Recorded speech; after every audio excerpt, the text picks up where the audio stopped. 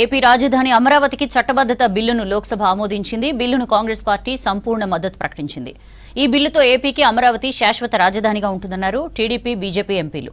మరోవైపు అమరావతి బిల్లు సరిగా లేదని ఆరోపించారు వైసీపీ ఎంపీలు. తాము అమరావతి ప్రాంతానికే కాదు, రాష్ట్రంలో ఏ ప్రాంతానికి వ్యతిరేకం కాదన్నారు YCP chief Jagan.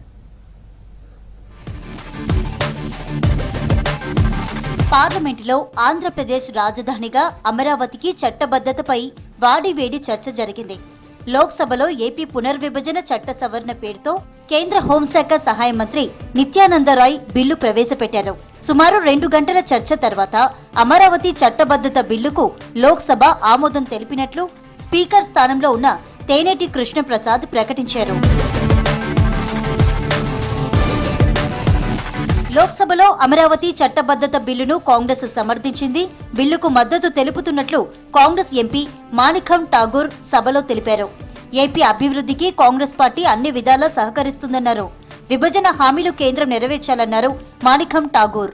I rise today on the behalf of Indian National Congress to speak about for the people of Andhra Pradesh, a state that has waited with patience, dignity and hope and justice that is long overdue.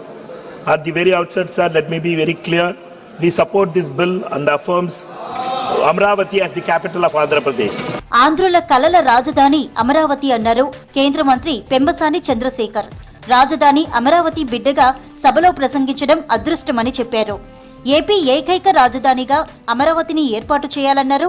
వికేంద్రీకరణ పేరుతో జగన్ 3 ప్రాంతాల మధ్య చిచ్చు పెట్టారన్నారు. ఎవరిని కదిలించకుండా 60 రోజులలో 29,000 రైతుల స్వచ్ఛంద భాగస్వామ్యంతో 34,000 ఎకరాల భూమిని సేకరించి Amaravati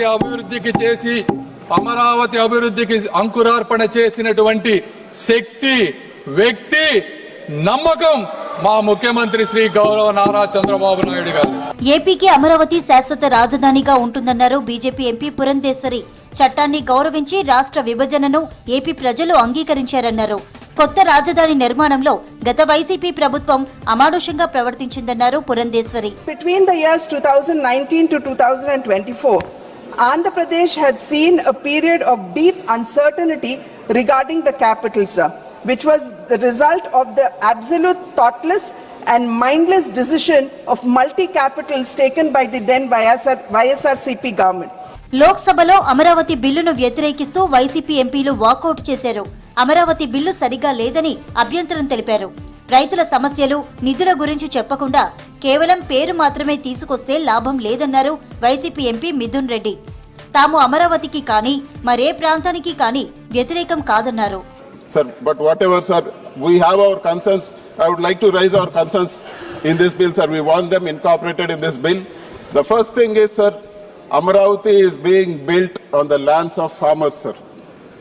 Sir, 34,000 acres has been given by farmers for land pooling. They have not taken 1 rupee.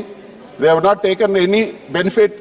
Amaravati బిల్లుతో ఏపీ ప్రజలను సీఎం చంద్రబాబు మోసం చేస్తున్నారన్నారు మాజీ CM YCP chief Jaganmohan Reddy.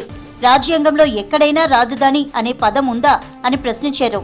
7 ఏళ్లు సీఎంగా ఉండి చంద్రబాబు అమరావతిలో చేసిందేమిటి అని నిలదీశారు. తమ పార్టీ అమరావతి ప్రాంతానికే కాదు, రాష్ట్రంలో ఏ ప్రాంతానికి వ్యతిరేకం కాదన్నారు జగన్.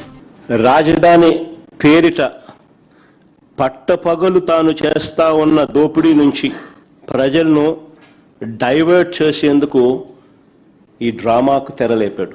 చిత్తశుద్ధి లేదు, నిజాయితీ అంతకన్నా లేదు అని చెప్పి. ఆశ్చర్యం ఏమిటి అని అంటే, ఓవైపు అసెంబ్లీని పిలుస్తాడు, ఇంకోవైపు అదే చట్టసభలో భాగమైన కౌన్సిల్ని పిలవడు.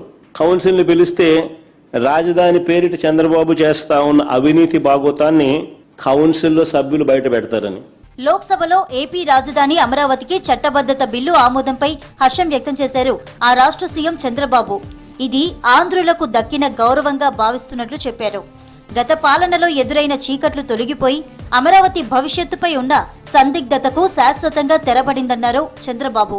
పార్లమెంట్లో కేంద్ర ప్రభుత్వం బిల్లు ప్రవేశపెట్టారు. రేపు రాజ్యసభకు కూడా వస్తుంది. ఇంకా రాబోయే రోజుల్లో అమరావతిని ఇంచు కూడా కదిలించలేరు. అమరావతి ప్రజా రాజధాని, ఆంధ్రప్రదేశ్ రాష్ట్రానికి ఏకైక రాజధాని అదే అమరావతి. ఏపీ రాజధాని అమరావతి చట్టబద్ధత బిల్లు గురువారం రాజ్యసభ ముందుకు రానుంది. లోక్సభలో ఆమోదం పొందిన తర్వాత బిల్లు రాజ్యసభకు వచ్చినట్లు సెక్రటరీ జనరల్ ప్రకటించారు. కేంద్ర మంత్రి నిత్యానంద రాయ్ రాజ్యసభలో ప్రవేశపెట్టనున్నారు.